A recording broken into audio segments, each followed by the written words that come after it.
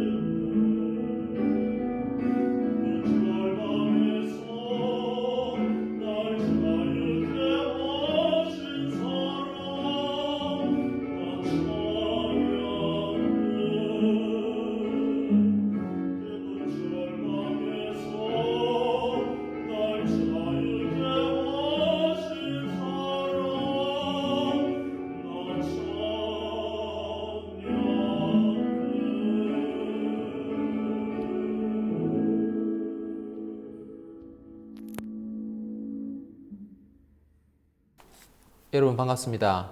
제가 한번 기도하고 말씀을 나누도록 하겠습니다. 하나님 아버지 은혜와 사랑을 감사합니다. 하나님 코로나로부터 우리 성도님들을 지켜주셔서 감사함을 드립니다. 하나님 저희가 많은 두려움 속에 있습니다. 주를 더 믿음으로 나아갈 수 있도록 도와주시고 저희가 이 말씀 들으며 나아갈 때에 저희가 마음이 심령이 주님께 고정될 수 있는 시간 될 수 있도록 도와주옵소서. 부족한 자는 십자가 뒤에 감춰주시고 오직 진리의 말씀만이 밝게 드러나는 귀한 시간 될 수 있도록 주님 축복하여 주옵소서. 감사하며 예수님의 이름으로 기도드립니다. 아멘. 여러분 참 어떻게 지내셨습니까? 지금 지금 동영상 촬영하고 있는 현장에는 두 분 앉아 계십니다. 카메라 감독님하고 예, 또 다른 한 분 또 앉아 계시고 그렇습니다.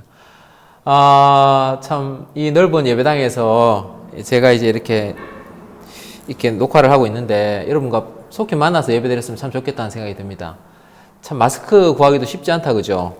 마스크 구하기도 쉽지 아니하고 참 여러 가지 어려운 환경 가운데 있는데 우리에게는 어떻게 보면 참 좋은 기회일 수도 있다라는 생각이 들기도 합니다. 우리의 믿음을 또 점검해 볼 수 있는 시간이 되기도 한다라고 생각이 되기도 합니다. 왜냐하면 우리가 공예배가 없을 때 과연 우리의 영성을 어떻게 지켜나가고 있는지 스스로 한번 점검해 볼 기회가 될 수 있지 않나 하는 생각이 듭니다. 오늘 들으신 말씀처럼 오늘 설교 제목은 내 믿음이 너를 구원하였으니 라는 제목으로 말씀을 전해드리려고 합니다. 여러분 잘 아시는 그 예수님께서 말씀 증거해 주신 산상수훈은 제일 처음에 이렇게 시작이 됩니다. 마태복음 5장 3절 말씀 제가 한번 봉독해 보도록 하겠습니다. 심령이 가난한 자는 복이 있나니 천국이 그들의 것임이요. 성경에서는 가난에 대해서 두 가지 단어를 씁니다. 우리 개정 성경에는 가난으로만 번역되었지만 성경에서는 구분하여서 표현을 하고 있습니다. 가난이 두 가지가 있는데요. 첫 번째 가난은 페네스라고 헬라어에 기록이 되어 있는데 이 페네스는 상대적인 가난을 말합니다. 아이고 우리 집에 진짜 없어 얼마나 지금 힘든지 압니까? 그렇게 이야기한다 할지라도 여러분이 사는 집이 있고 월세를 할지라도 우리 집에 얼마나 돈이 없는지 압니까? 하더라도 한 달 생활비 얼마 쓰니까 다 쓰시고 그렇게 하지 않습니까? 그때 내가 가난하다라고 느낄 때 그 가난은 페네스를 말합니다.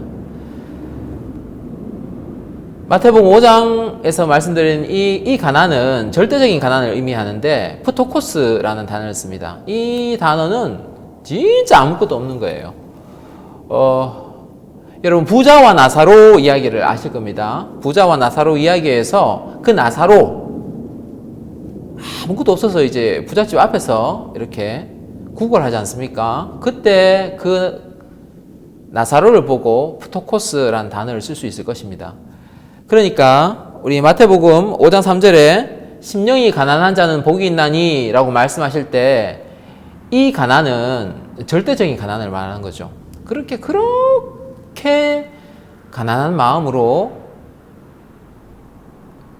그 가난한 마음을 가지고 있을 때 하나님의 나라가 거기에 임한다 라고 이렇게 말씀을 하고 있습니다. 우리가 어떠한 심령을 가지고 하나님께 나아가는 것이 중요할지, 어떤 마음을 가지고 주님께 나아갈 때 천국을 경험할 수 있는지, 하나님의 은혜를 경험할 수 있는지를 우리에게 보여주는 말씀이다 라는 생각이 듭니다. 여러분 행복의 조건이 뭐라고 생각하세요? 행복. 이게 뭐 아주 깊이 뭐 신학적이거나 성경적이거나 철학적이거나 뭐 이렇게 생각하지 않고 우리 단순히 행복이라고 생각했을 때 제가 설교 준비를 하면서 한 3가지 정도로 이렇게 생각해 보았습니다. 첫 번째는 우리가 건강이 있어야 되지 않나 하는 생각이 듭니다. 건강. 뭐 다 가져도 돈이 아무리 많아도 몸이 아파서 중환자실에서 누워 있으면 행복하기가 좀 힘들지 않을까 하는 생각이 듭니다. 두 번째는 또 사람이 또 돈이 너무 없어도 또 너무 또 힘들지 않습니까? 사람이 또 생활이 또 힘들고 돈도 좀 있으면 좋을 것 같고. 근데 건강이 있고 돈이 있다고 또 이렇게 행복한 게 아니죠. 행복한 게 아니죠. 드라마 보시면 나오지 않습니까? 드라마 보면 정말 재벌집에 정말 돈 많고 권력 있는 남자가 바람을 피는데 그 안주인이 어떻습니까? 전혀 행복하지 않지 않습니까? 정말 더 중요한 것은 건강도 중요하고 돈도 중요하지만 더 중요한 것은 인간관계가 정말 중요하다. 행복의 조건. 다른 책들에서 그런 이야기를 많이 합니다. 사람들의 관계가 좋을 때 정말 행복을 느낀다 라고 이렇게 이야기를 합니다. 어떻게 본다면 순서를 정하자면 저에게 순서를 정하라고 말을 한다면 첫 번째는 인간관계고 두 번째는 건강이고 마지막이 돈이 아닐까 하는 이런 생각을 하게 됩니다. 오늘 보시면 오늘 본문에 혈루증을 앓는 한 여인에 대해서 이야기가 나옵니다. 근데 이 정확한 병명이 뭔지는 모릅니다. 성경에서도 이 여인이 이렇게 피를 흘린다라고만 나와 있지 정확한 병명인 것은 아닙니다. 혈루증이라고 기록이 되어 있긴 하지만 이것이 의학 용어 사전에 기록되는 그런 병명은 아니더라고요. 제가 찾아보니까 아마 추정하건대 여자분들의 자궁에서 계속 피가 흘러나오는 증상이지 않나 하는 이렇게 추정을 하게 됩니다. 근데 이것이 아니 그래 뭐 피가 나올 수 있겠지라고 생각하겠지만 조금이라도 성경에 대한 이해가 있으신 분들은 이게 보통 일이 아닌 것입니다. 이게 왜냐하면 성경에서는 아주 이것을 중하게 아주 위중하게 다루고 있습니다. 레위기 15장 25절 말씀을 제가 봉독해 보도록 하겠습니다. 만일 여인의 피의 유출이 그의 불결기가 아닌데도 여러 날이 간다든지 그의 유출이 그의 불결기를 지나도 계속되면 그 부정을 유출하는 모든 날 동안은 그 불결할 때와 같이 부정한즉 이렇게 되어 있습니다. 여자분들 한 달에 한 번 이렇게 하혈하실 때가 있지 않습니까? 그런데 그때 말고 그때도 물론 부정한데 그거 말고도 다른 날 이렇게 피를 흘리든지 하면 부정하다라고 이야기를 합니다. 우리에게는 사실 이 개념이 좀 없어요. 왜냐하면 우리가 그 히브리 문화권에 살고 있지 않기 때문에 부정한 게 무슨 개념이지? 이렇게 생각할 수 있는데 여러분 인도에 가시면 지금도 인도 북부지방이나 일부 지역에는 그런 그 문화와 관습이 아직도 있다 그래요. 인도에는 카스트 제도가 있지 않습니까? 거기 보시면 가장 낮은 계급을 불가촉천민이라고 이야기를 하는데 그 사람들한테 손을 대면 이제 부정하다라고 여기시는 관습이 있는 거예요. 그렇게 되면 어떻게 되냐 하니까 이 사람하고 접촉을 하면 안 되니까 제가 들은 이야기로는 불가촉천민이 식당에 왔다. 근데 이분에게 음식을 요구해요. 음식을 요구하면 우리가 이렇게 접시를 이렇게 공손하게 갖다 준다든지 이렇게 하지 않고 거의 던지다시피 이렇게 한다는 거예요. 이렇게 접촉을 하면 안 되니까 그 사람이 만진 접시를 이 사람이 만지면 안 되니까 거의 던지다시피 이렇게 준다는 거예요. 사람이 얼마나 모멸감을 느낄 것입니까? 이 여인이 이제 부정하는 것이 평생을 이렇게 계속되지 않습니까? 12년 동안이나 부정했다라고 성경에서 이야기를 하고 있습니다. 한번 생각을 한번 해보시죠. 우리 저와 같이. 만일 이 여성분이 예를 들어서 10대에 이 질병이 발병을 했다. 자궁에 대한 유출이니까 그 말이 맞다면 자궁에서 유출이 됐다면 우리가 아마 사춘기가 지났다라고 생각을 된다면 보통 이제 여자분들 14세 전후가 그렇게 되지 않습니까? 거기 그때 청소년기에 이 질병이 발병했다. 거기서 12년을 더하는 거예요. 그러면 이 여인은요, 지금 결혼이 안 됩니다, 결혼을 할 수가 없어요. 왜냐면 부정하기 때문에. 어떤 남자도 결혼하려고 하지 않습니다. 유대인들은. 두 번째, 그렇다면 결혼하고 난 이후에 이 부정한 질병은 아니죠. 혈루증이 발현이 되었다면 어떻게 됐을까? 이 당시 유대 사회는 참 여성을 존중하지 않던 사회거든요. 이혼했겠죠. 그러니까 어떤 의미로 말씀을 드리고 싶냐 하면 정말 이렇게 힘든 상황이라는 거예요. 결혼이 안 되는 상황인 것입니다. 오늘 마가복음 6장 26절 제가 한번 봉독해 보도록 하겠습니다. 많은 의사에게 많은 괴로움을 받았고 가진 것도 다 허비하였으되 아무 효험이 없고 도리어 더 중하여졌던 차에 라고 이야기를 하고 있습니다. 이 말씀을 볼 때 우리가 몇 가지 유추해 볼 수 있는 것이 있습니다. 첫 번째 보시면 많은 의사에게 괴로움을 받고 라고 말을 했습니다. 가장 먼저 이걸 강조했어요. 이 여인이 받는 고통 중에 가장 큰 것이 의사에게 받은 괴로움이다 라고 이야기를 하고 있습니다. 저는 이제 이게 처음엔 이해가 안 되는데 제 스스로 가만히 이렇게 생각해보니까 이해가 되더라고요. 이게 자존심이 무너지는 문제고 수치심을 느끼는 문제인 거예요. 진찰을 받을 때 생각해 보십시오. 저도 이게 건강검진 하러 갔을 때 이제 이게 대장 내시경을 할 때 상당히 수치스럽더라고요. 예, 이거를 보여줘야 되는데 이렇게 해서 여성분이 이렇게 하고 있더라고요. 상당히 부끄러웠습니다. 그분은 이제 아무렇지 않게 그렇게 하시던데 야, 이거 뭐 한번 하지 뭐 자주 할 거 아니겠다 이런 생각이 들기도 하더라고요.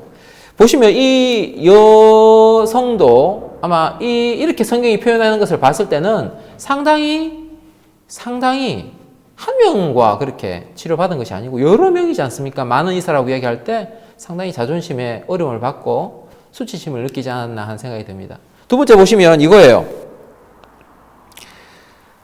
가진 것도 다 허비하였으되 라고 이야기를 하고 있습니다. 여러분, 이 여인이 12년간 의사에게 진료를 받았다고 이야기를 해요. 우리는 정말 좋은 나라에 살고 있습니다. 그 미국에 계신 분들도 우리나라 오면 교포들도 우리나라 와서 다 건강검진 하시고 치료하고 다시 돌아가잖아요. 우리나라 의료보험 제도가 너무 잘 되어 있습니다. 미국에는 아무리 돈 많은 사람도 암 한번 걸리면 전 재산은 다 날린다 그래요. 이 고대 사회에 예수님 있던 신약시대 때는 의사를 만난다. 일반인은 못 만납니다. 왜냐하면 그냥 적은 돈 주고 의사를 만날 수 있는 게 아니에요. 의사가 많지도 않을 뿐더러 이 당시에 의료 혜택을 받는다는 것은 기본적으로 중산층 이상의 삶을 산다라고 일단 전제를 해야 되는 것입니다. 그런데 이 여인이 불결하잖아요? 12년간 이렇게 알았다고 그러지 않습니까? 아무리 재산이 많아도 재산 다 허비했을 것 같아요. 재산. 부자였다 할지라도 아마 재산이 좀 있었지 않나 하는 생각이 들어요. 재산이 없었다면 12년 동안 진료받는 게 안 됩니다. 왜냐하면 이 여인은 돈을 벌 수 없어요. 돈을 벌 수가 없고 남편이 없다라고 봐야 돼요. 12년간 피를 흘리기 때문에 남편도 없고 돈을 벌 수 없는데 12년간이나 일하지 아니하고 진료를 받는다. 재산이 많았다고 유추해 볼 수 있겠죠. 근데 그 재산을 지금 다 이렇게 허비해서 지금 가난해진 상태인 것입니다.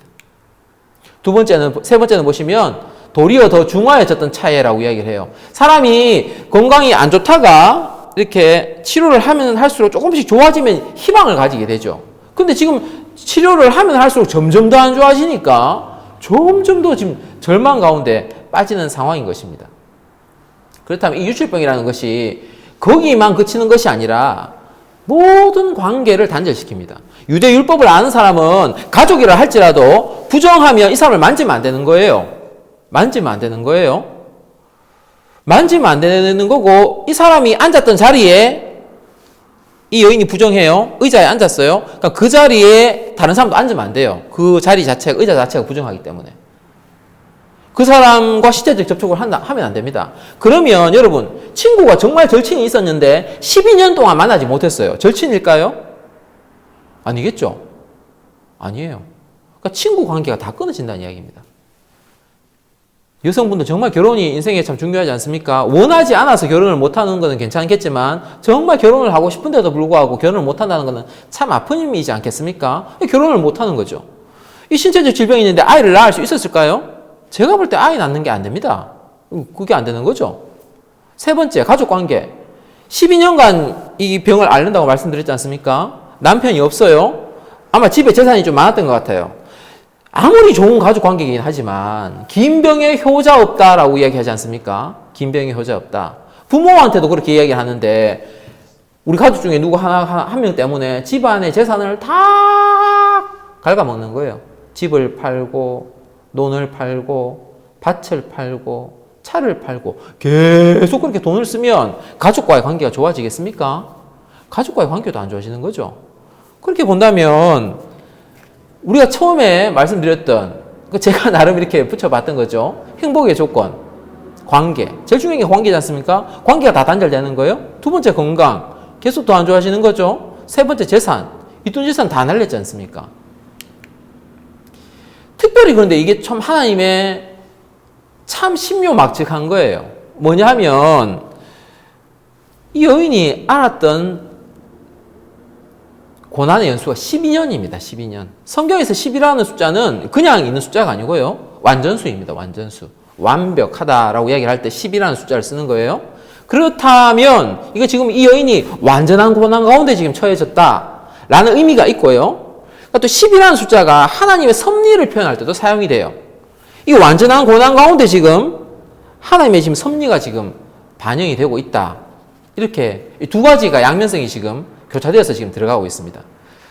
제가 이 성경 말씀을 이렇게 말씀을 준비하다가 이 여인이 참 어떤 사람인지 좀 알고 싶어서 좀 조사를 해봤습니다. 해보니까 여러 가지 이게 많아요. 그러니까 이게 팩트로 정확하게 정리는 되지 않습니다. 역사가 유세비우스라고 있습니다. 이 당시 초대교회 시대 때 있었던 유세비우스라는 역사가가 이 여인에 대해서 이렇게 이야기를 하고 있어요. 파네아스 출신의 베로니카라고 이야기를 해요. 이 여인이 태어난 곳이 출생지가 파네아스, 이름은 베로니카라고 이렇게 기록이 되어 있어요. 근데 이것이 뭐 정사로 받아들여지는지는 모르겠습니다. 하여튼 그 책에는 그렇게 기록이 되어 있어요. 파네아스가 뭐냐면, 여러분 파네아스 하면 성경에 파네아스 나오지 않아요. 근데 성경에 나와요. 근데 이 여인에 있었던 곳이, 여러분 아시다시피 예수님께서 베드로 보고 물어봤죠. 사람들이 나를 누구라 하더냐라고 물으니까 베드로가 그렇게 말하지 않습니까? 주는 그리스도시요 살아계신 하나님의 아들이시니이다. 그 대화가 오고 가던 장소가 가이사랴 빌립보인데, 그 가이사랴 빌립보의 옛 지명이 파네아스입니다. 파네아스. 그러니까 이제 예수님께서 베드로와 대화를 나누셨던 그 장소 출신의 여인이라는 것을 알 수 있죠. 이 말씀을 왜 드리냐 하면 좀 거리를 보고 싶었어요. 어느 정도 거리가 떨어지 있던 곳에서 왔던 여인인지. 제가 여러분 보시면 지도가, 이 컴퓨터에 지도가 있습니다. 지도를 보시면 있어요. 보시면 거기 제가 가이사랴 빌립보, 영어로 되어 있습니다. 근데 빨간색 표시가 되어 있는 곳이 가이사랴 빌립보고요. 거기서 보시면 밑에 있는 쪽이 갈릴리 호수인데, 그 갈릴리 호수에 영어로 가버나움이라고 되어 있습니다. 거기서 이까지 거리가 오는 것인데 상당히 먼 거리예요. 먼 거리. 여러분 이 여인이 혈루병을 앓고 있어요. 그렇다면 있던 재산도 다 허비했어요. 그렇다면 여러분 혈루병, 혹시 여러분 빈혈을 알아보셨어요? 빈혈? 하혈을 계속하고 사람의 몸에 피가 없으면 이게 빈혈 증상이 일어납니다. 빈혈 증상이 있으면 사람이 힘이 없는 거죠. 잘못하면 쓰러질 수도 있어요. 근데 지금 여기 중동지방의 날씨 아시죠? 우리 한여름에 떼양볕입니다. 정말 더운 날씨예요. 근데 이 빈혈보다 더 심한 거죠. 이 피 흘리는 게, 이게 피가 안 멈추면 과다출혈로 죽을 수도 있잖아요. 근데 그 먼 거리를 걸어서 간다는 것은 쉬운 일이 아닙니다. 목숨을 건 행위라고 할 수 있어요. 그런데 여기 보시면 성경에 이렇게 이야기를 하고 있습니다. 마가복음 5장 27절에, 제가 마가복음 5장 27절 한번 읽어보겠습니다. 예수의 소문을 듣고 무리 가운데 끼어 뒤로 와서 그의 옷에 손을 대니, 예수의 소문을 듣고라고 이야기해요. 그 가이사랴 빌립보, 파네아스에서 지금 가버나움까지 그 먼 거리를 이동하게 된 이유가 소문을 듣고라고 이야기해요. 무슨 소문일까? 무슨 소문을 들었을까? 여러분 보시면 우리가 마가복음 시간 순서대로 이렇게 기록이 된 것인데, 마가복음 앞에서부터 보시면 이게 있어요. 가버나움 회당에서 귀신 들린 자를 고치신 사건 있죠. 가버나움. 지금 이 장소예요. 이 장소. 가버나움 회당. 지금 예수님께서 배를 타고 막 도착하신 그 배를 대신 그곳이 불과 100m도 떨어지지 않은 곳이 가버나움 회당이 있다고 말씀드렸지 않습니까? 그 가버나움 회당에서 가까운 곳에 또 뭐가 있었어요? 베드로의 집이 있었지 않습니까? 그 베드로의 집이 나중에 신약시대 때 교회로 바뀌게 되거든요. 그 베드로의 장모 10병을 고치신 사건이 그 가버나움에 있었지 않습니까? 나병 환자를 고치신 사건도 가버나움 인근에서 있었던 일이라고 성경학자들이 이야기합니다. 네 번째는 중풍병자를 고치셨잖아요. 중풍병자 정말 오늘날도 쉽지 않은 질병이지 않습니까? 그 중풍병 4명의 친구가 지붕을 뜯어서 달아내려서 그 중풍병자 고쳤지 않습니까? 그 집 누구 집입니까? 여러분 베드로의 집입니다. 바로 지금 예수님께서 지금 걸어가시는 이 현장 가운데서 있었던 사건 4가지, 이 아주 큰 사건들에 대한 소문을 듣고 이 여인이 그 먼 거리를 이제 걸어서 이제 오기로 결정한 것이죠. 지난주에 보았던 그 가버나움 회당과 베드로의 집입니다. 그래서 실제로 오늘날도 가면 여러분이 잘 아시다시피 유대인들은요, 예수님을 하나님의 아들로 인정하지 않고요, 예수님을 좋아하지 않습니다. 예수님을 좋아하지 않아요. 그런데도 불구하고 지금 이제 여러분 이스라엘을 가실 일이 있으시면 이 가버나움, 지금도 그 가버나움이 있습니다. 가버나움 앞에 이렇게 되어 있어요. 가버나움 The Town of Jesus라고 적혀 있어요. 가버나움 예수님의 마을, 이렇게 기록이 되어 있는 거죠. 그만큼 예수님의 기적이 많이 일어난 장소가 이 가버나움인 것을 우리에게 알려주고 있습니다. 보시면 마가복음 5장 27절에 무리 가운데 끼어 뒤로 와서 그의 옷에 손을 대니 라고 말을 하고 있어요. 그의 옷에 손을 대니 앞으로 오지 왜 뒤로 올까요? 옆에서도 해도 되는데 왜 뒤로 올까요? 그림을 한번 보십시오. 그림 보시면 좋아요. 그림 한번 보십시오. 보시면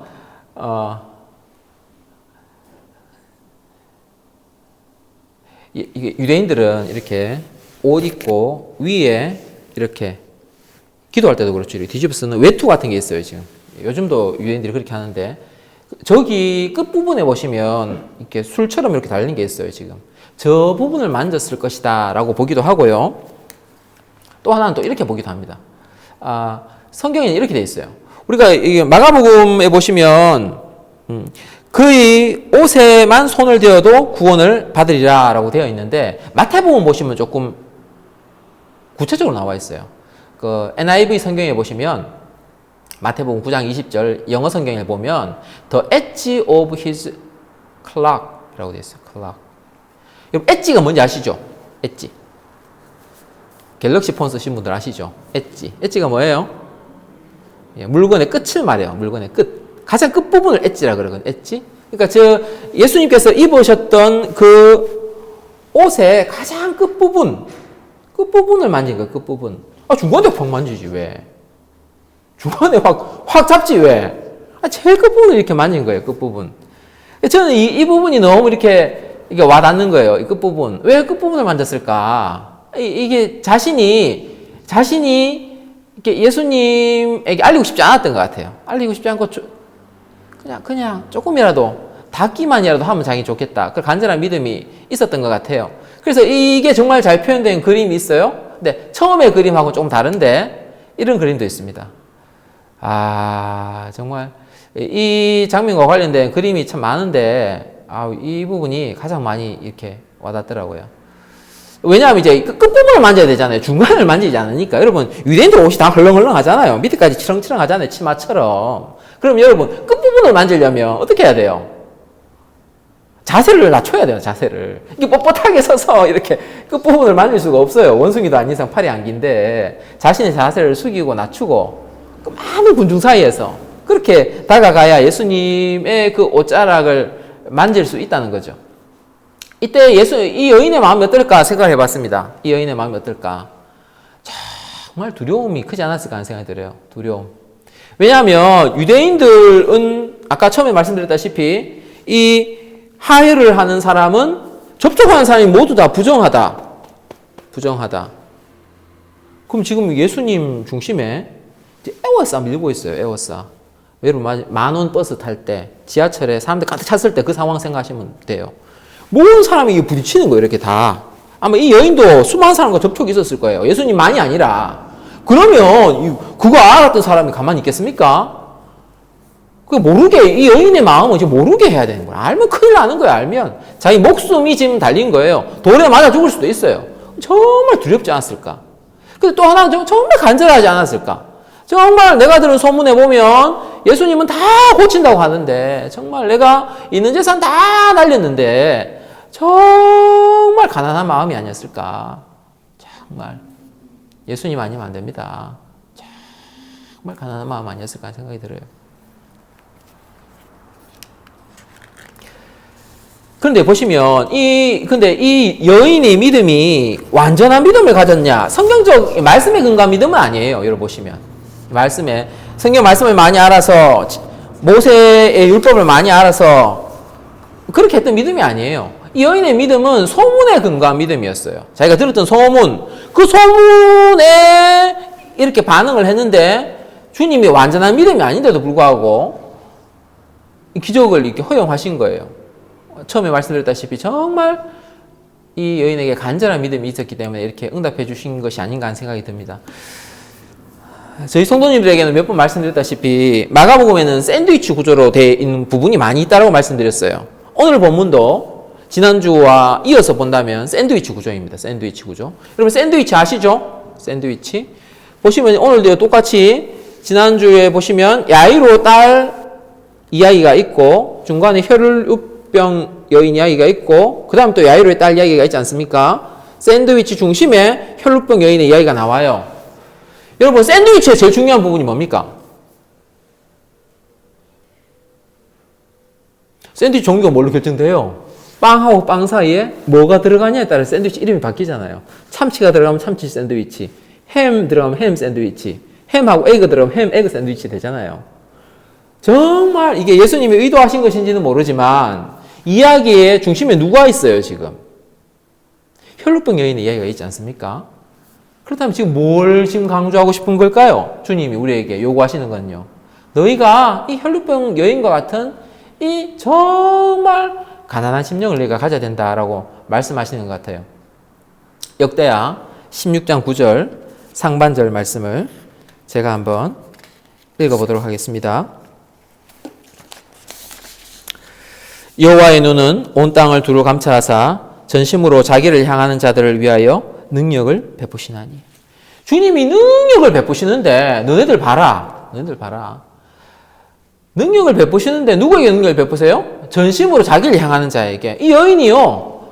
그냥 한번 아이고 그냥 뭐 예수님 한번 봐볼까? 그래갖고 그 먼 거리를 올 수가 없죠. 두 번째, 이게 지금 군중이 에워싸 민다고 했잖아요. 제가 서울에서 있었던 일인데 지하철 이게 타다 보면요 정말 아침에 출근 시간에 의도치 않게 환승역 같은 경우에 그래요. 내리기 싫은데 내리게 돼요. 내리기 싫은데 사람들이 밀려가지고 내려요. 그럴 때가 있어요. 이 여인이 정말 이게 빈혈이 있으니까 힘이 없는 사람이잖아요. 근데 그 군중을 뚫고요. 군중을 뚫고 예수님 뒤에까지 접근을 하는 거예요. 이게 그냥 이렇게 아니에요. 정말 애쓰고 노력한 거예요, 지금. 전심으로 하나님께 지금 나아가려고 정말 이 여인의 입장에서는 최선을 다해 노력했는 모습을 보게 됩니다. 여러분 지금 어떻게 예배 드리십니까?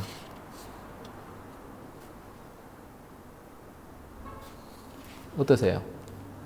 제가 두렵습니다. 뭐가 두렵냐면 여러분들 이렇게 편한 신앙, 이게 편하다고 해야 될지 모르겠지만 여기 익숙해질까봐 걱정이 되는 거예요. 보시면 이렇게 거꾸로 생각을 한번 해보세요. 이 여인은 아주 중한 질병을 앓고 있었지만 그 수많은 군중들이 이렇게 에워싸여 있던 그 사람들은 문제가 없었을까요? 그 사람들도 문제가 있었겠죠. 인생에 문제 없는 사람이 누가 있습니까? 근데 이 사람들도요, 다 예수님과 같은 공간에 있었어요. 이 여인하고 같이. 그런데 같은 공간에 있었던 이 사람들은요, 아무 역사가 안 일어나는 거예요. 오직 한 사람. 이 군중이 뭐 100명이 있었는지 200명이 있었는지 모르겠지만 딱 한 사람만 지금 문제 해결을 받지 않습니까? 우리가 같은 공간에서 예배 드렸습니다. 이때까지. 지금 따로 이제 인터넷으로 이렇게 여러분 예배 드리고 계십니다. 정말 중요한 거는요, 정말 우리 마음을, 간절한 마음으로 주님께 나아가는 게 얼마나 중요한지를 늘 생각을 하게 됩니다. 마가복음 5장 29절 제가 한번 읽어보겠습니다. 이에 그의 혈루 근원이 곧 마름에 병이 나은 줄을 몸에 깨달으니라. 예수께서 그 능력이 자기에게서 나간 줄을 곧 스스로 아시고 무리 가운데서 돌이켜 말씀하시되 누가 내 옷에 손을 대었느냐 하시니. 제가 참 성경 지식이 짧고 예수님 믿은 지 처음 얼마 안 되었을 때는 이렇게 생각했어요. 예수님도 모르시는 게 있었구나. 너무 많은 사람들이 이렇게 예수님 이렇게 접촉을 하니까 몰라갖고 지금 누가 내 몸에 이렇게 손을 댔냐라고 물으시는구나 이렇게 생각을 했어요. 대학생 때. 근데 전능하신 하나님이 그거 몰랐겠습니까? 여인이 손댄 건 몰랐을까요? 그럼 전능하시다고 하시면 안 되잖아요. 전능하신 하나님이신 예수님이 아시잖아요. 아시는데도 불구하고 왜 이렇게 이야기를 하시는 거예요? 왜? 의도가 있지 않을까요? 아신다면 이렇게 말씀하실 필요가 없죠. 그냥 이렇게 말씀하시죠. 여인아, 넌 왜 내 몸에 손을 대었느냐? 이렇게 하시면 되잖아요. 그렇게 하지 않으시고 누가 내 옷에 손을 대었느냐라고 이렇게 말씀하시지 않습니까? 이렇게 물으신 이유가 저는 크게 한 두 가지라고 이렇게 생각을 해봤습니다. 이 여인은 뭐냐면 제가 서두에 말씀드렸다시피 온전한 믿음 아니에요. 옷자락 만진다고 낫는 게 아닙니다.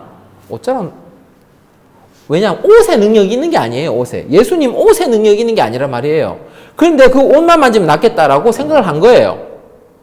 뭐냐면 옷 자체에 능력이 있었던 게 아니고 그 여인의 간절한 믿음 때문에 병을 낫게 된 것을 공개적으로 알려주시기 위해서 그렇게 하셨다라고 생각이 돼요. 두 번째는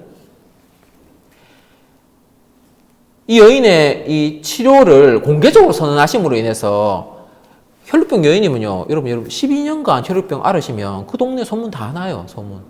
옆 동네도 소문 날걸요. 야, 그거 가 접촉하지 말해. 큰일 난대. 부정타.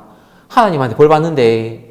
다 소문 났는데 공개적으로 이 여인을 세워주심으로 말미암아서 이 여인이 공개적으로 이제 치료되었다고 선언해 주심으로 말미암아서 이제 이 여인의 깨어졌던 관계들이 회복되기 시작하시는 거예요. 회복.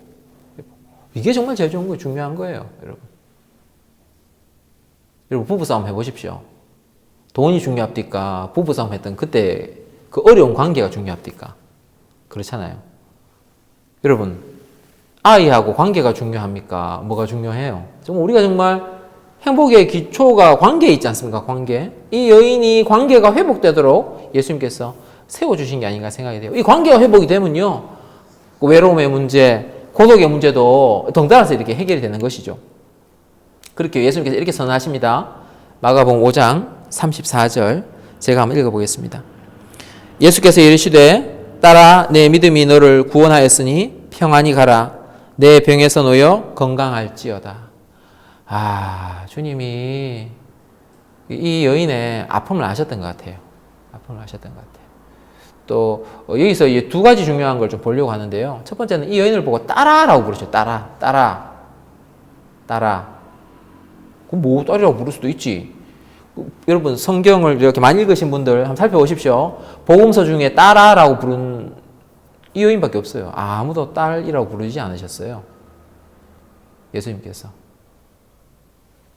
자신의 딸로 이제 받아주시는 것처럼 마치 내 믿음이 너를 구원하였으니 이 구원이요 뭘까요? 무슨 구원을 말할까요? 질병에서부터 노인받는 그 구원만 말할까요? 예, 물론 질병에서 고쳐만 받았잖아요. 혈류 군원이 마르는 것을 경험했잖아요.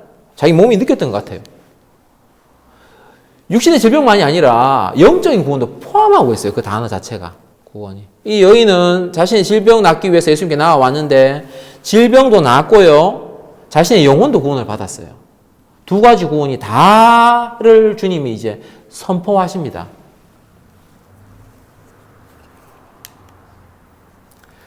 여러분, 한번 여러분이 질문을 드리고 싶어요. 여러분, 정말 간절한 믿음을 가졌던 적이 언제입니까? 정말 주님 앞에. 정말 간절하게 예배 드렸던 때가 언제입니까? 그럴 때가 있지 않습니까? 예배만 드려도 눈물이 나고, 그저 찬양만 불러도 눈물이 나서 한 소절 끝까지 다 못 부르고, 정말 그런 순수하고 하나님 앞에 절박했던 그 믿음 가졌을 때가 있지 않습니까? 지금은 여러분 어떻습니까? 그 믿음과 마음을 가지고 계십니까? 같은 공간에서 지금 수많은 사람들이 예수님하고 이제 어깨가 부딪힐 수도 있겠죠? 아이고, 옷만 다 샀었겠습니까? 옷만. 예수님 손하고 접촉한 사람도 많았을 수 있어요. 그 사람들 아무도 이제 이게 안 일어나잖아요. 역사가. 아무런 역사가 아무것도 안 일어나잖아요. 정말 그 간절한 믿음.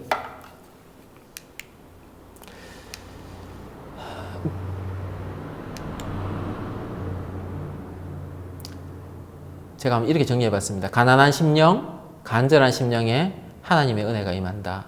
하나님의 은혜가 임한다. 이건 뭐 연기가 안 되잖아요, 여러분. 여러분, 이 마음을 누가 줄 수 있는 게 아니잖아요. 우리 스스로가 하나님 앞에 그런 예배자로 서야 되는 것이죠. 말씀을 마무리하기를 원합니다. 크게 한 3가지로 정리해봤는데요. 예수님의 옷에 능력이 있는 게 아니에요, 옷. 이 여인은 옷만 만져도 구원을 받겠다라고 했지만 예수님께서 가르쳐 주셨죠. 이 여인에게. 오늘날도 똑같아요. 예수님께 속한 어떤 것이 능력을 가진 것은 아닙니다. 예를 들어서 십자가 목걸이 한다고 그게 부족은 아니잖아요. 근데 마치 부족처럼 차고 다니시는 분도 있더라고요. 기독교는 좀 덜한데 천주교 믿으시는 분들 그런 경우가 많던데요. 집에마다 다 예수님 상 놔두고 마리아 상 놔둬요. 왜요? 놔두면 그게 날 지켜줄 것 같거든. 근데 그렇지 않지 않습니까? 그런 게 많아요. 약간. 근데 그것 자체가 능력이 있는 것이 아니다라는 것을 여러분 기억하실 필요가 있는 것 같습니다. 두 번째는 가난한 심령, 간절한 믿음의 기적이 일어난다는 거예요. 기적이 일어난다. 한 번 더 그 본문 너무 마음에 들어서 한 번 더 제가 한번 읽어보겠습니다. 여호와의 눈은 온 땅을 두루 감찰하사 전심으로 자기에게 향하는 자들을 위하여 능력을 베푸시나니. 여러분 전심으로. 아이고 막 12년 하나님께 내가 버림받은 인생 막 나 이래 살다 죽을란다. 정말 그렇게 절망 포기하실 수도 있지 않습니까? 정말 힘드신 분들 그런 분들 간혹 있더라고요. 아이고 안 풀려도 어째 이래 안 풀리노 나 그냥 막 하나님 나 버리는 모양이다. 여러분 그렇게 생각하지 마시고 전심으로 스스로 한번 살펴보십시오. 진짜 전심으로. 이 여인요 짧은 거리 아닙니다. 그 떼약볕에 피 계속 흘리면서 예수님께 나와왔습니다. 그 군중 아무도 없는 곳에 그냥 예수님 이래 옷자락 만진 거 아닙니다. 수많은 군중이 100명이 될지 200명이 될지 모르지만 빽빽한 그 과정 헤집고 가서 고개를 숙여서 겨우 그거 잡았습니다. 여러분 진짜 전심으로 여러분 우리가 주님께 나아가면 좋겠습니다. 그렇게 본다면 이렇게 이제 결론에 도달하게 돼요. 설교 제목이기도 한데요. 어떻게 보면 문제 해결의 근본은요 다른 데 있지 않아요. 내한테 있다라고 할 수 있어요. 이 여인도 문제 해결을 가족이 해준 게 아니에요. 부모가 해준 게 아니고요. 친구가 해준 게 아니에요. 이가 속했던 공동체가 해준 게 아니에요. 문제 해결의 근본은요 나의 믿음에 있어요. 예수님께서 말씀하시잖아요. 예수께서 이르시되 딸아 내 믿음이 너를 구원하였으니 평안히 가라. 우리 믿음을 좀 점검해보는 시간이었으면 좋겠습니다. 지금 다 이제 인터넷으로 이렇게 영상으로 예배 드리실 텐데 정말 좀 이게 시험이기도 하고 또 어려움이기도 한데 또 스스로 돌아볼 수 있는 시간이기도 할 것 같아요. 정말 내가 하나님 앞에 간절한 믿음으로 나아갔던 때가 언제인가. 내가 지금 내 앞에 있는 여러 가지 문제들로 인해서 불평만 나열하고 있는 건 아닌가. 하나님 이거는 왜 안 해? 이 상황은 왜 이래요? 왜 이런 일이 있어요? 계속. 그것도 귀합니다. 안 하는 것보다 낫긴 하지만 정말 근데 불평에 초점을 맞출 것이 아니라 이 여인은 불평에 초점을 맞춘 게 아니고요. 예수님께 초점을 맞추고요. 예수님을 향해서 간절한 믿음으로 나아갔어요. 여러분. 우리가 예수님을 향한 간절한 믿음으로 나아가면 좋을 것 같아요. 여러분 교회는 못 오시니까 여러분 집에서도 좋습니다. 무릎 꿇고 간절하게 그렇게 나아갈 때 주께서 이 여인에게 문제를 해결해 주셨듯이 저의 문제도 여러분의 문제도 주께서 해결해 주실 줄로 믿습니다. 제가 한번 기도하고 말씀을 마무리하겠습니다.